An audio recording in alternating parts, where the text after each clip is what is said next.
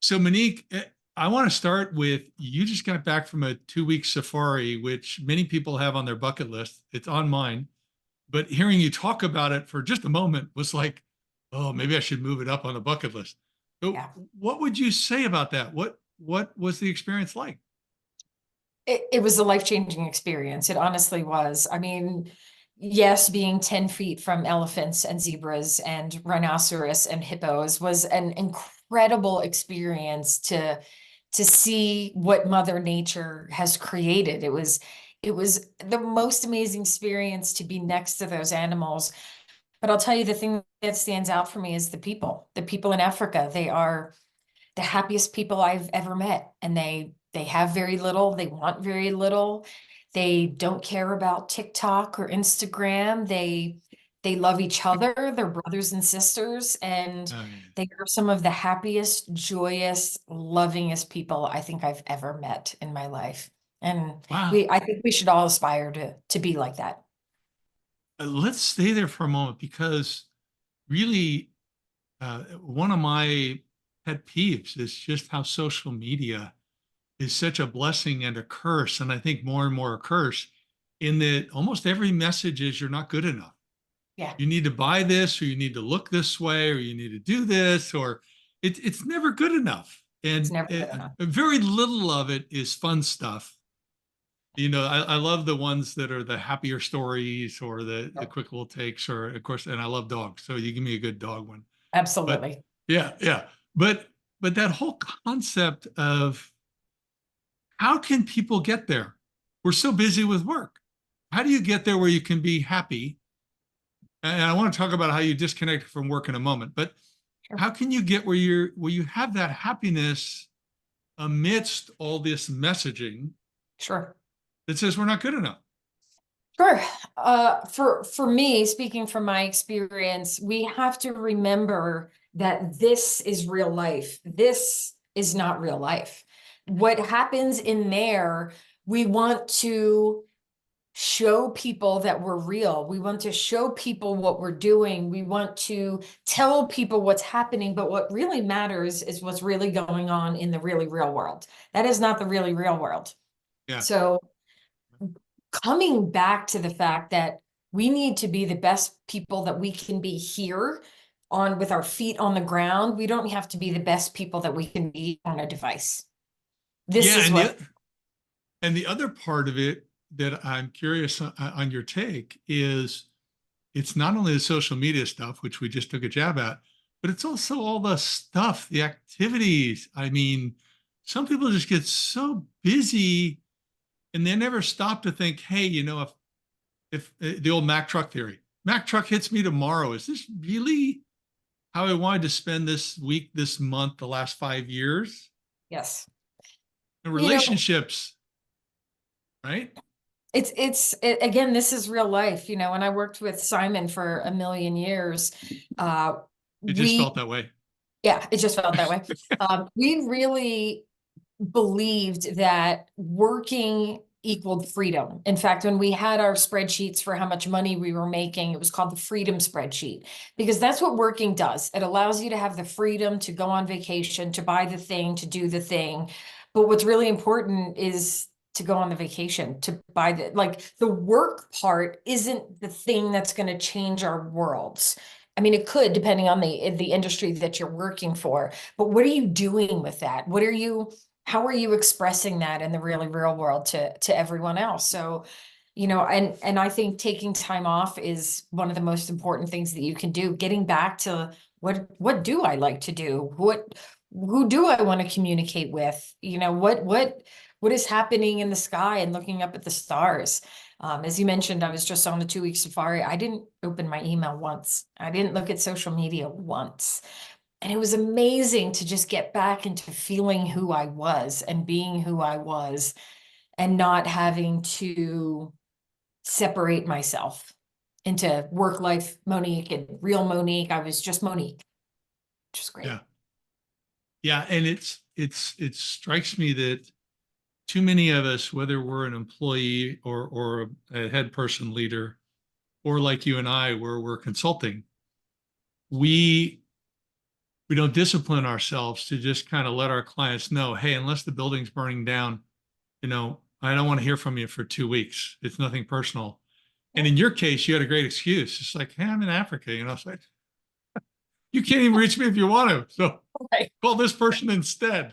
Right. Exactly. Exactly.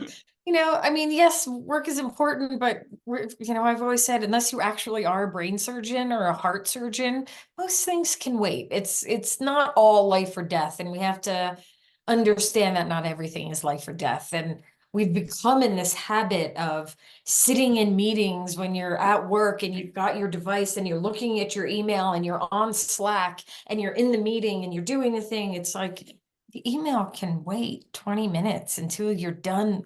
Be in the meeting. Yeah. Listen to what is happening. Pick up on nonverbal clues of what's going on in the room. Hear what the inflection of people's tones are. Be there. Yeah. An email can wait. Your Slack can wait. Yeah. Yeah. I still like it where some people, you don't see it very often in the corporate environment, but my kids have to do it in school. That when you come into the meeting, everybody's cell phone goes into a bucket Yep. and it's turned off. There's no vibrating phones. There's no alarms going on. It's turned off in the bucket or in the bin, whatever it might be. But Absolutely. what you just brought up is so powerful because when you're in that meeting, you get so much more out of it and you give more value to others because you're fully present. Yes. Because you're there, Yeah. paying I, attention. I remember back in 2004, I think, 2005, I was part of a team and we were bought out by another company, another startup, and the VP of product development, I think she was the VP. I went into one meeting with her, and there were like 6 of us or 8 of us in the meeting, and she was hammering away at her laptop the whole time, doing emails, whatever it was. And towards the end of the meeting, she tried to say something, and it was totally off task. Yeah. It had no value. Yeah. And sadly, she was fired, That's 2, 3 months later. And it that's was what just, happens. just working hard, but not working smart. Yep. I mean, we have to admit that when we're on a device that tells everyone in the room that we're not the most important thing happening at that moment, that the people who are surrounding you in that meeting are not the most important thing, that the topic we're talking about in this meeting is not the most important thing. Whatever's happening on my device is more important than you. That's just what it says. Let's be honest. Let's call it what it is. So I've seen that. I've seen that in people in meetings and they're going away and doing the thing and then they chime in. You're like, are you kidding me, lady? Like, just leave. Like, we don't need this happening in here. Yeah. And the same thing, on a personal side, one of my soapboxes, there should be no phones at dinners. There should be no phones when you're having lunch with your family. There should be no Yeah. phones. And putting it upside down does not work. It's not the same thing. Put it away. I don't want to see it.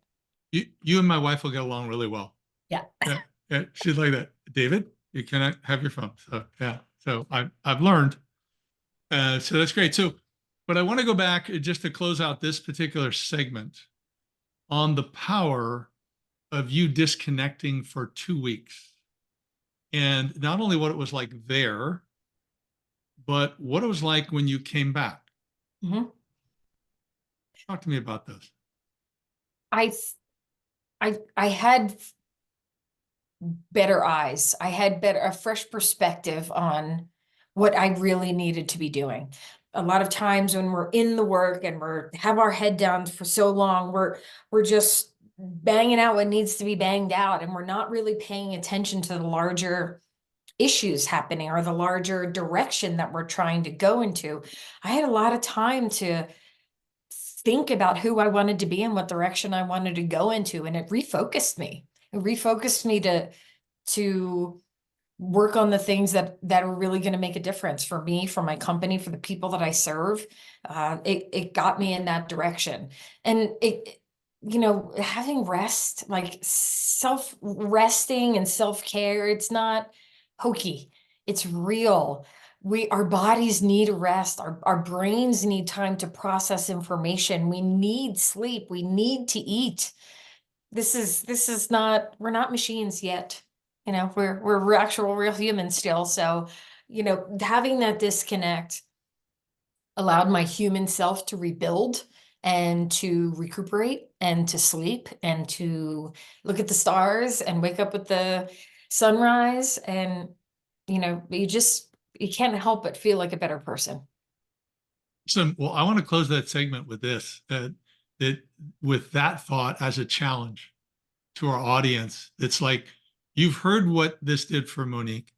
Whether you take 2 weeks, and I would think 2 weeks is a minimum, but whether you take 2 weeks or whatever amount of time, what can you do to disconnect? I'm not talking about vacation where you still have your phone, you bring your laptop. I'm talking about disconnect and really think about, are you living the life you want to live? Are you achieving the true meaningful things you want to achieve? Yeah. Or are you just working hard or just busy? Right. So we And it stop doesn't there? have to be grandiose. It doesn't have to be huge. Yeah. It doesn't have to be life-changing. It can be, I'm not going to look at my phone for the first half an hour when I open my eyes when I wake up. You don't have to check your email the second your eyes open and put that blue light into your brain capacity. It could be something as simple as that. It could be, I'm going to turn off my phone at night and not hear the beeps and buzzes. It could be, I'm going to have dinner with my family without the disruption of talking about work. It can be little things, but they mean a lot. Yeah, and I think those are good pieces, good pieces to the puzzle. But I also want to challenge the leaders about taking this retreat, this experience, this escape, and see what that does for you. Absolutely.